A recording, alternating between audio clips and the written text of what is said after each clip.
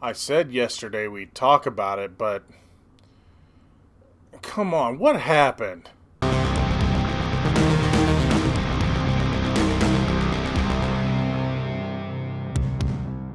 Hey everybody, what's going on? Today we're going to be talking about the sequel to the movie we talked about yesterday. Today we're going to be talking about Ironclad, Battle for Blood. I warn you, there'll be spoilers in this. Look, I talked about Ironclad yesterday and talked about how much I really liked it, and it's one of my favorite medieval movies. But I had never seen this one, and I had to buy it along with the original Ironclad to get the best price. I couldn't really find it anywhere to rent, other than signing up for I think the Apple service, and I wasn't going to do that.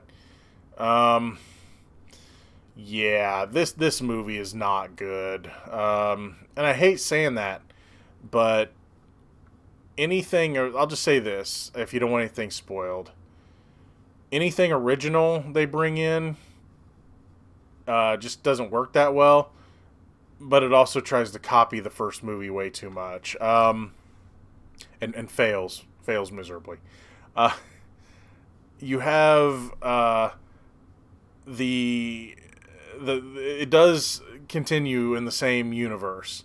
So after the events of the first movie, this takes place 5 years after, and it talks about how while there was supposedly peace in the land, all of a sudden the Scottish are getting screwed, and so the Scottish in this are your villains, and it's about them just going around destroying cities and things like that, and they end up getting to a familiar territory. It's not the same castle, but it's a castle. Um, it's the Vesci castle, and the family of this castle don't have a lot of people like the people in the Rochester castle in the first one. So they decide after the best warrior is wounded, which is the father. He tells his son, "Go find your cousin," and the cousin ends up being Guy the Squire from the first one. Not a bad idea for a movie, but we're already introduced to Guy at the first, even though we don't know it's him, even though he's on the cover of the DVD. But anyway, we're introduced to him, and he's having a hard life. Well, I get what they were doing with this.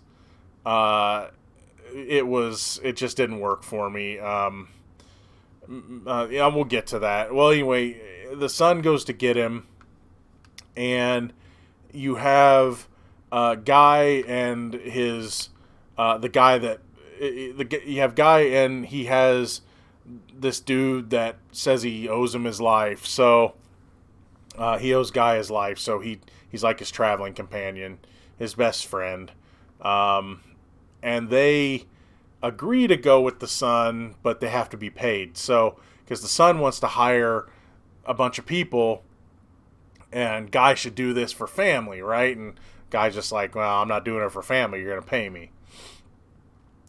That's what he says, even though we'll get to that. So Guy goes with him. On the way, they pick up a couple people. They pick up an executioner, and then the girl that he was going to execute. They pick them up, and they're the heroes. So it's basically kind of the same setup as the first one, where you have just a small group of people that are going to defend a castle against a ton of people. You also have a bit of a side plot, and it's kind of the main reason the villain will not give up on trying to sack this castle, is because his son is killed by the head of the castle's son, the one that went to go get Guy. So there's that personal story there as well. Boy, where do I even begin? Well, anyway, they go to the castle and they defend. That's the setup for the story. This one's hard to watch. Um, Boy, first of all, I'm sorry. The person they got to play Guy the Squire, I'm not saying I have anything wrong with him. I thought his performance was okay. I just find it hard to. Why could they not get the same guy? And I know his name was Guy, but couldn't they not get the same actor? If maybe they couldn't, but at least they could have tried to get someone that looked like him, because you got, okay, here's the original Guy, and kind of a normal looking dude. He's our eyes, he's our eyes for and ears for the first movie. And here's the new Guy, who looks like a character from the Spartacus show, right? I'm sorry, I can't believe this is 5 years difference. Anyway, so the story is a lot of the same, where in the first one there was infighting inside the castle for different reasons, whether because they were hungry, whether it was because some of the characters had disagreements, they didn't trust each other, whatever. Same thing here, but boy, do they telegraph it big time here. You can tell that the executioner and the girl that he was going to execute are going to, one of them's going to kill the other. You just know it's going to happen. Also, the girl that was going to be killed, for some reason, I mean, I'm just going to come out and say it, she practically sexually assaults the son. She kind of flirts with him a little bit on the way to the castle, and then just at one point she's just like, yeah, we're going to do it, and he just keeps saying no, and she lays him down and does it to him anyway, and he does enjoy it, but she still assaulted him. And of course they try to make something of this, like they don't really do it very well, but you're supposed to like believe that he had some connection with her after that. And then when she goes and has sex with somebody else, he's all disappointed. And then when she finally tries to talk to him about it, he's like, don't talk to me about it. And that's the end of it. And it was stupid. But really, I want to talk about this because this is the real kicker. Guy the Squire comes back to the castle for money, or so he says. But the real reason he came back is because he's in love with his cousin. Yeah, the daughter. The character's name is Blanche. It's one of two daughters. Yeah, he came back because, he's in love with her. And while they do a little bit with that, it never works. And then, spoiler, at the end of the movie, they talk about how Guy leaves to fight in some French war. So he came back for her and then left. God, this movie was hard to watch, I'm telling you. Story-wise, it was hard to watch. It was trying to be the other Ironclad. The other Ironclad's really good, and it was just trying to recapture that magic, and it does not.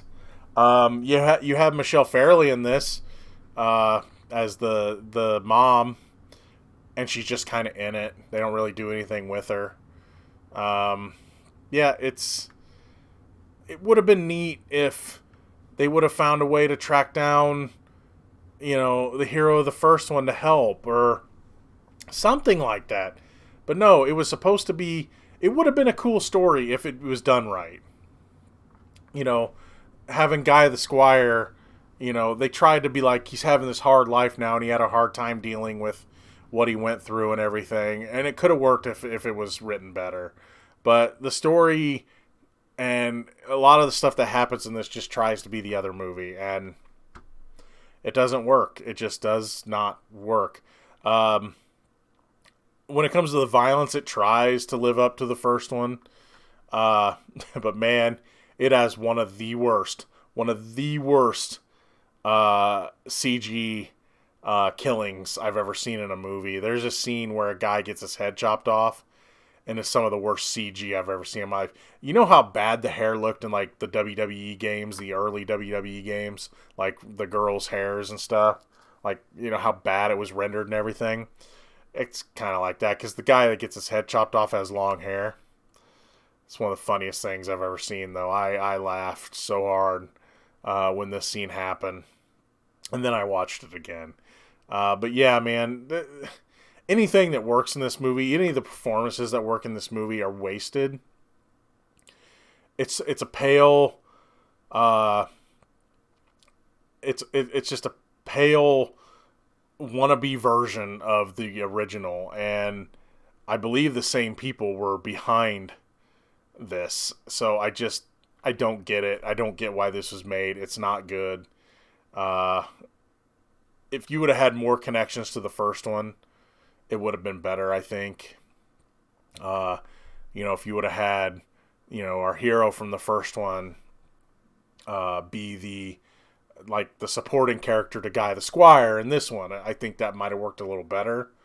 But yeah, this one, it just doesn't work for me. It's not worth watching. I'd rather watch Ironclad twice than watch the second one to continue the story. That's going to be it. See you later.